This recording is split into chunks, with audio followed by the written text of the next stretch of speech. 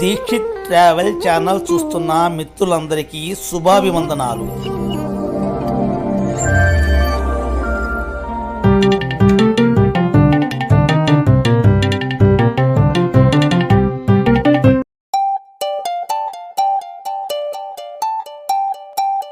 మిత్రులారా, లాస్ట్ వీడియోలో జనకపూర్ ధామ్లో చూడవలసిన ప్రదేశాలన్నీ చూశాము. ఇప్పుడు మనం జనకపూర్లో ప్రసిద్ధి చెందిన రామానంద చౌక్ నుండి వెళ్తున్నాము. ఇప్పుడు మనం సీతా అమ్మవారు పుట్టి పెరిగిన ప్రదేశం జనక మహల్ చూడటానికి వెళ్తున్నాము. మనకి ఎడమవైపున కనిపిస్తుంది జనక మహల్. అవతార పురుషుడు శ్రీరామచంద్రమూర్తి జన్మభూమి అయిన అయోధ్యాధామునకు ఎంత ప్రాముఖ్యత ఉన్నదో తల్లి జానకీదేవి పుట్టి పెరిగిన ఈ జనకపూర్ ధామ్ కూడా అంతే ప్రాముఖ్యత ఉన్నది.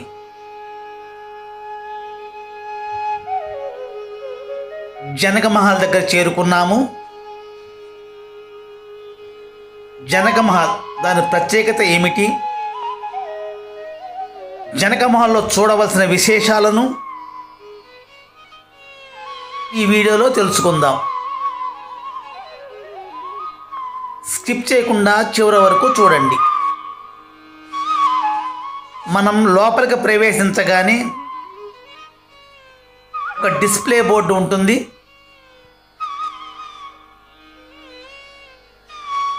దాని మీద ఇలాంటి ఆధ్యాత్మిక ప్రదేశం ఇంకోటి లేదు అని.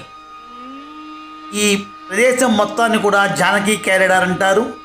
క్యూఆర్ కోడ్ ఉంటుంది బోర్డు మీద. స్కాన్ చేస్తే జనక మహల్ పూర్తి సమాచారం మనకు తెలియజేస్తుంది. ఈ జనకపూర్ ధామ్ నేపాల్ దేశంలో ఉంది. భారతదేశంలోని బీహార్ రాష్ట్ర సరిహద్దులో ఉన్నది. మన తెలుగు రాష్ట్రాల వారు ట్రైన్ నెంబర్ 07004 హైదరాబాద్ టు రెక్సుల్ ఎక్స్ప్రెస్లో జనకపూర్ రోడ్ చేరుకొని అక్కడి నుండి ఆటో లేదా బస్సుల ద్వారా ఇక్కడ చేరుకోవచ్చు. ఇండియా బోర్డర్ నుండి 23 కిలోమీటర్ల దూరంలోనే ఉన్నది. జనకపూర్లో స్టే చేయటానికి అన్ని రకాల వసతులు ఉన్నాయి. అద్భుతమైన మనోహరమైన జనక మహల్ నిర్మాణ వైభవాన్ని మనం లోపలికి వెళ్ళకముందే ఇక్కడి నుండే ఆస్వాదిద్దాం. అద్భుతమైన తెల్లటి ముఖభాగంతో 3 అంతస్తులలో ఆలయ నిర్మాణం గావించబడింది. చక్కటి రాజప్రసాదాన్ని వీక్షిస్తున్న అనుభవం మనకి కలుగుతుంది. బయట చాలా విశాలమైన ప్రదేశం ఉన్నది. ఎదురుగా సింహద్వారం కనిపిస్తున్నది. ప్రస్తుతం ఉన్న ఈ ఆలయాన్ని సామాన్య శకం 1910వ సంవత్సరంలో భారతదేశంలోని లఖన్గఢ్ రాజ్యానికి చెందిన రాణి వృషభాను నిర్మించారు. ఈ రాజభవనం నిర్మాణం హిందూ, మొఘలాయ్ మరియు కొరియా, నేపాలీ వాస్తు నైపుణ్యంతో నిర్మించారు. ఎకరాలలో 49,500 చదరపు అడుగుల విస్తీర్ణంలో వెలుపల వైపు లోపల వైపు 2 భాగాలుగా నిర్మించారు. సింహద్వారం నుండి లోపలికి వెళ్దాము.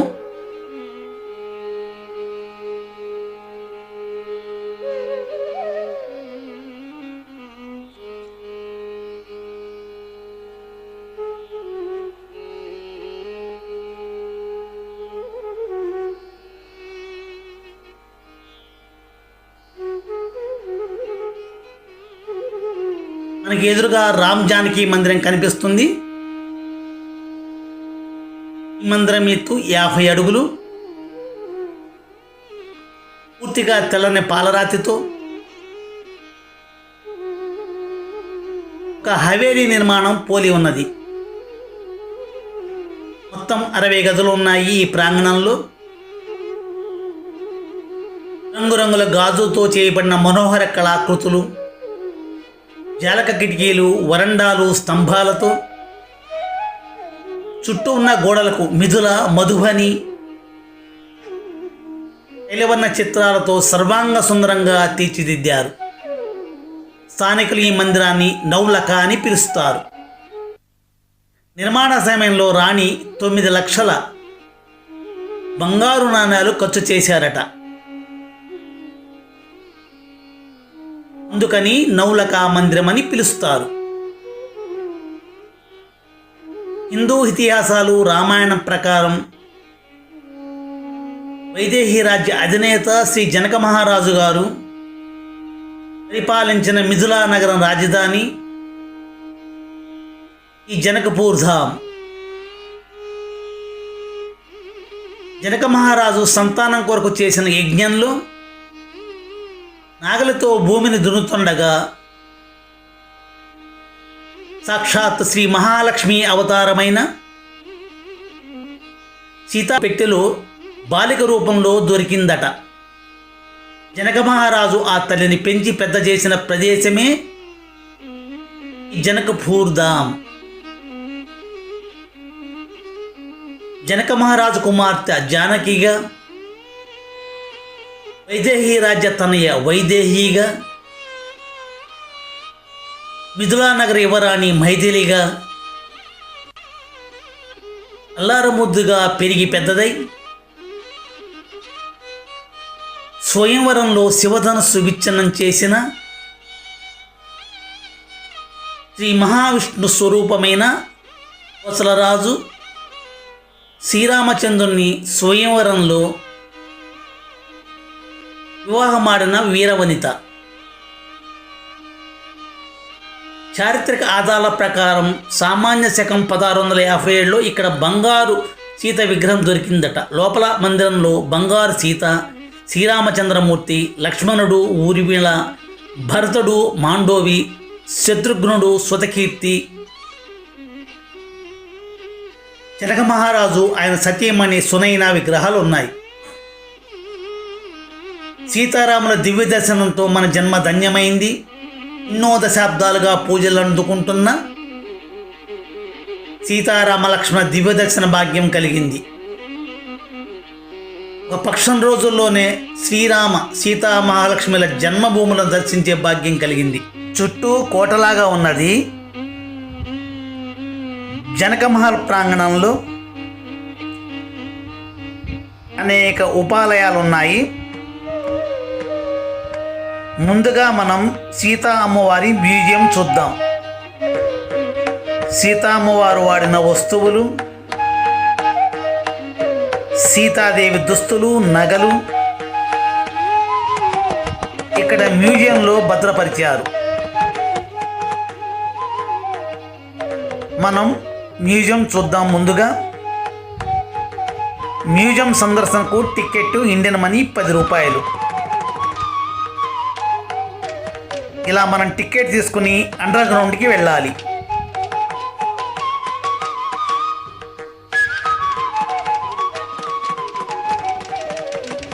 ఈ గ్రౌండ్ ఫ్లోర్లో విద్యుత్ దీపాలంకరణతో ఉన్నది మ్యూజియం.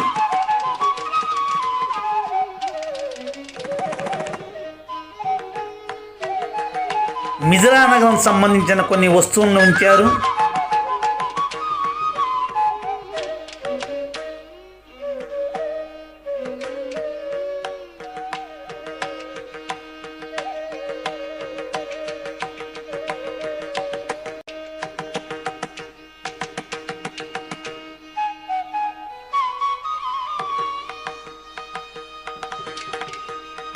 సీతామ్మవారు ధరించిన వెండి నగలు,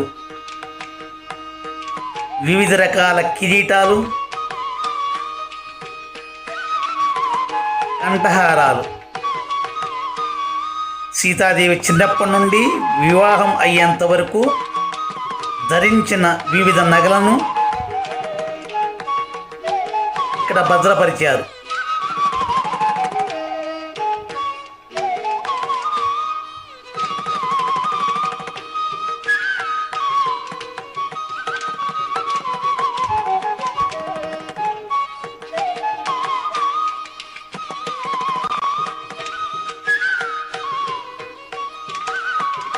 ఇవి సీతా అమ్మవారు ధరించిన వస్త్రాలు.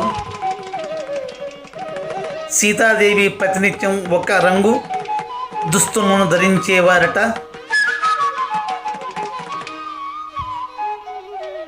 7 రోజులు 7 రకాల రంగులు దుస్తులను ధరించేవారట. అమ్మవారు ధరించిన అన్నీ కూడా ఇక్కడ భద్రపరిచారు.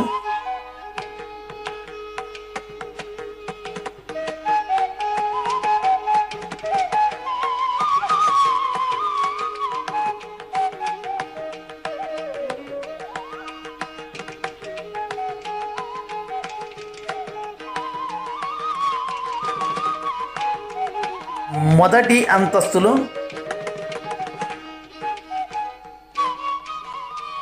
జనక మహారాజు ఇక్కడ పొలంలో నాగలు తున్నుతున్న దృశ్యం.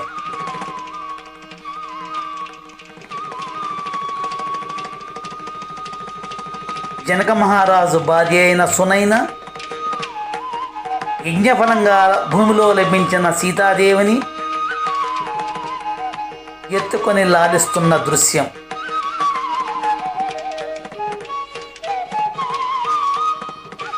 జనక మహారాజు గారి ఒడిలో చిన్నారి సీతాదేవి, తల్లి వద్ద సీతాదేవి. శ్రీరాముడు శివధనస్సును విచ్ఛిన్నం చేస్తున్న దృశ్యం.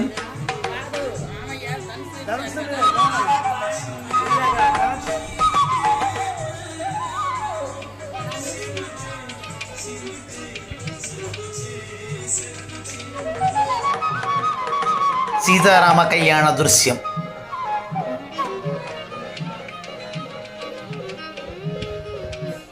మ్యూజియం నుండి కిందకు వచ్చి బయటికి వెళ్తుంటే గండకీ నదిలో లభించే శ్రీ మహావిష్ణు స్వరూపాలైన వేలాది సాలగ్రామాలను సుందరంగా అలంకరించి నిత్యం పూజలు చేస్తూ ఉంటారు రామ్ జానకి మందిరంలో.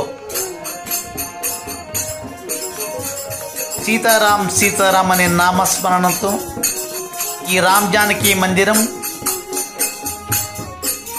ఎక్కడికి వెళ్ళినా ఆ నామమే వినిపిస్తూ ఉంటుంది.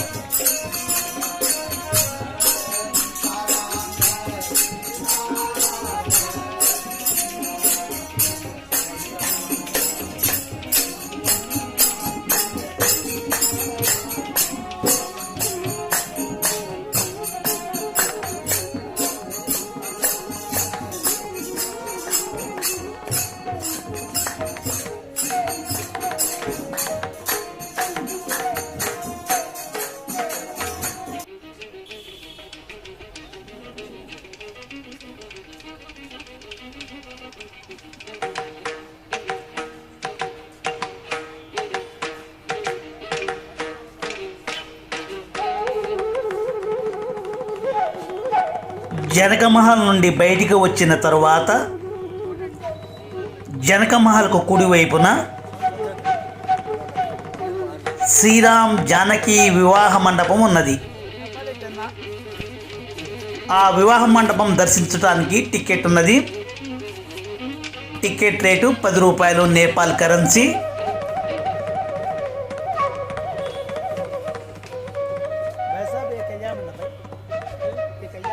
ఇదే టికెట్ కౌంటర్. జనక మహారాజు యజ్ఞం చేసిన స్థలం. దేశ విదేశాల నుండి రాజులు వచ్చి సీతా స్వయంవరంలో పాల్గొని శివధనుస్సును విచ్ఛిన్నం చేసిన ప్రదేశం. ఈ ప్రదేశాన్ని రంగభూమి అంటారు. 100 మీటర్ల దూరంలో మనకి కళ్యాణ మండపం ఉన్నది. ఆ అందంగా కనిపించేదే సీతారామ వివాహ మండపం. కళ్యాణం జరిగిన ప్రదేశం. సీతారామచంద్రుడు మిథిలా నగరంలో శివధనుస్సు విరిసి సీతా అమ్మవారిని అంగరంగ వైభవంగా వివాహం చేసుకున్న ప్రదేశం. సీతారామచంద్రులే కాదు, భరత లక్ష్మణ శత్రుఘ్నులు కూడా ఈ ప్రదేశంలోనే వివాహం జరిగింది. చుట్టూ పచ్చని ల్యాండ్స్కేప్లతో నేపాల్ పగోడా పద్ధతిలో నిర్మాణం చేశారు. కళ్యాణం జరిగిన ప్రదేశం. మధ్యలో సీతారామ కళ్యాణ మండపం, చుట్టూ 4 చిన్న మందిరాలు ఉన్నాయి. ఆ మందిరాలు రామ లక్ష్మణ భరత శత్రుఘ్నులవి. ఇక్కడ కూడా స్కానర్ ఉన్నది. స్కాన్ చేసి పూర్తి విశేషాలను తెలుసుకోవచ్చు. పూర్తిగా అద్దాల మండపం. ఎక్కడైతే సీతారామచంద్ర విగ్రహాలు ఉన్నాయో ఆ ప్రదేశంలోనే సీతా వివాహం జరిగింది.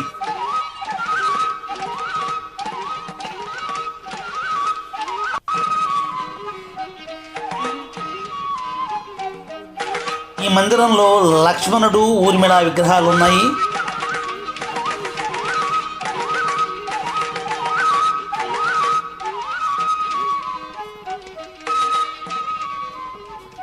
ఈ కనిపించే మందిరంలో భరతుడు, మాండవీదేవి,